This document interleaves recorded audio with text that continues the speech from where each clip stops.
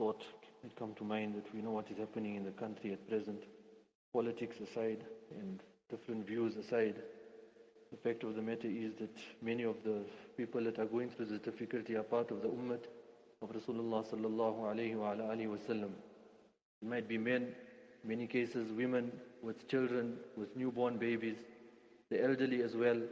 We know the climate at the moment, it is cold. There are those who are stranded, staying in tents. They do not even have hot meals, they do not have food to eat.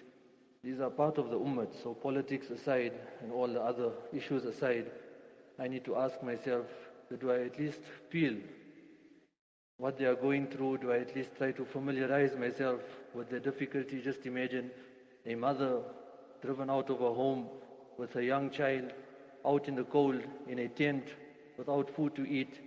And these people had their homes, they were continuing with life overnight, they had to just flee with whatever they had, with other people going in and stealing their belongings. These are part of the Ummah, be they from, to mention clearly, whether they are from Malawi or from Ethiopia, or whether they're from Bangladesh or they're Pakistan or from India.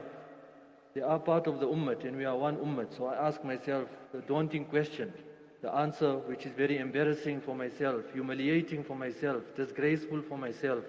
How much do I feel their pain? Never even once made dua for them that, oh Allah, that mother that is struggling in the cold, Allah give her warmth, make it easy for them, let them reach home safely. So just as a reminder for myself, daunting question that I ask myself, again, politics and all those issues aside, this is the majority of these people who are going through this difficulty. They are part of the Ummah of Rasulullah sallallahu alayhi wa alihi wasallam, and the demand of that is that we need to feel their pain. We know that we are quick to speak, myself firstly, that when something is happening in Palestine or in Gaza, then share in the pain. Something is happening in Hind, in India, share in the pain. Because it is one Ummah. Here something is happening on our doorstep, to our neighbors, those who worked in our homes, those who we interact with on a daily basis. So what is the difference now? They are also part of the Ummah. They are not someone else. Now we try to turn a blind eye. But these are part of the Ummah, those young children stranded in the cold. Like our children read Alif Ba Ta, they also read Alif Ba Ta. We teach our children, say Allah, say Allah. They also, when they're young, those babies, those children running around, same. What is the difference? Sometimes only the skin color, the language we speak, the geographical location, but they are part of the Ummah. Rasulullah sallallahu alayhi wa alihi wa sallam said, this Ummah is like one body.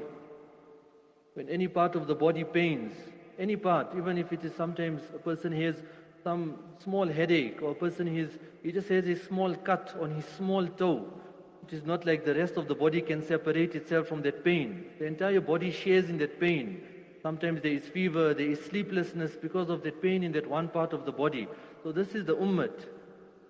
Anywhere in the world where the Ummah is going through difficulty, we are supposed to feel it. This is the demand of the Hadith. The Hadith is authentic. The words of Rasulullah sallallahu alayhi wa alihi wa sallam are absolutely true. So if I am not feeling that pain, then there is something wrong with me, something severely wrong with me. I need to have myself checked.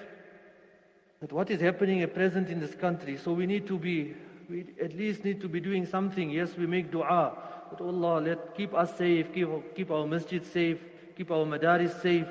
But sometimes we become such that it is happening to them, not happening to us, so we make shukr. We shouldn't be complacent. Today it is them, tomorrow it is us. This them and us doesn't exist in Islam. What is happening to them is happening to us. It is our children, it is our mothers, it is our fathers, reciters of kalima, reciters of Quran, followers of Rasulullah sallallahu alayhi wa alihi wa sallam. Why this differentiation? What makes us different from those who are saying march to march? What makes us different? We are also differentiating. We are also placing these barriers. It is one Ummah. Again, repeating, politics aside, but that feeling, is it there?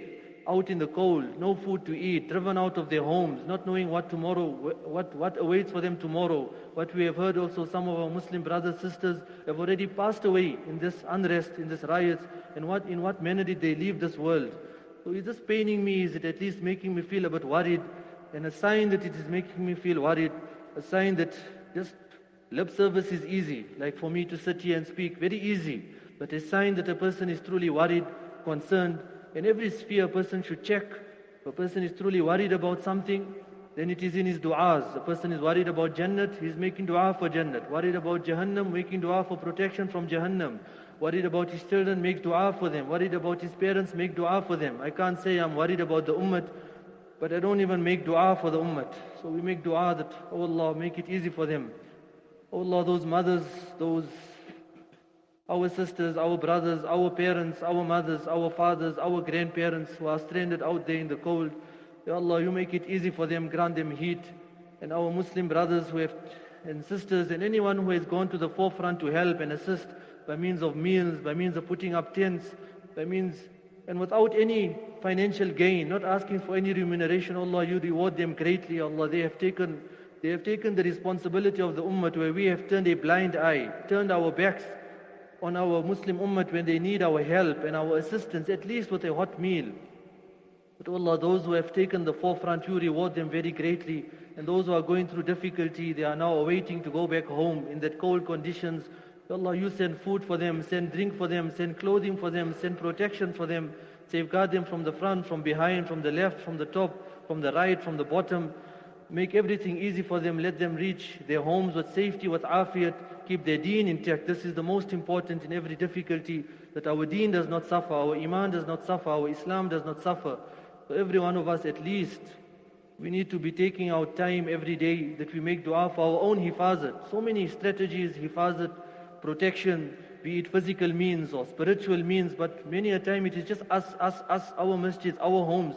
But what about these people? Are they not part of us? Are they not part of the ummah? So make dua for them as well. Take out time, make dua that Allah help them, assist them, grant them food, grant them drink, grant them shelter, grant them heat, grant them afiyat, grant them safety.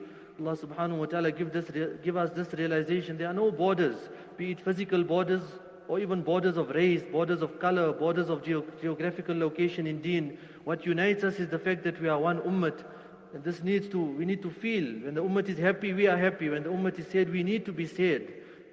Allah subhanahu wa ta'ala bless me firstly, very easy to speak, but Allah subhanahu wa ta'ala bless us with the reality, the correct understanding of His deen, the ability to practice.